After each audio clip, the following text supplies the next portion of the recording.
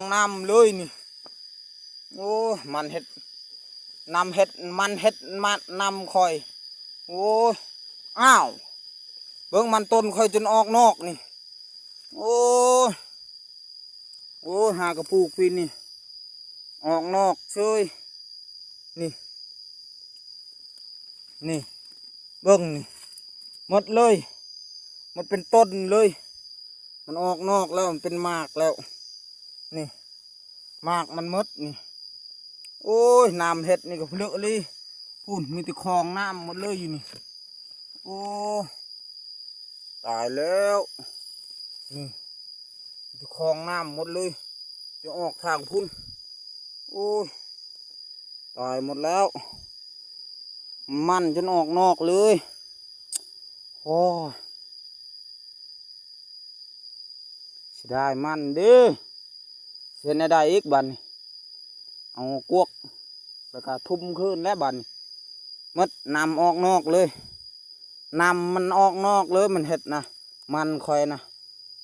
มันเห็ดนำออกนอกเลยเบิ้งนี่โอ้ยตายแล้วพลึกลีมันนี่ก็เห็ดนำให้คอยจนออกนอกเลยตายแล้วนี่โอ้เสียดายดินำคอยนี่โอ้เบิ้งนี่หากะ2-3 มือนี่ขันมันเป็นต้นแบบคือต้นเฮามันเฮาบ่ได้ปลูกนี่ต้นมันจะเป็นแบบนี้นี่มันจะบ่ได้เป็นปานใดถ้าต้นมันเป็นแบบนี้นี่ต้นมันเป็นแบบนี้มันจะบ่ได้เป็นนี่คนออกนี่มันจะบ่ได้เป็นหมากเลยเห็นบ่ถ้าต้นที่เฮาปลูกเองนี่มันจะเป็นหมากถ้าต้นเฮาปลูกเองแล้วมันสิเป็นหมากถ้าต้นเฮ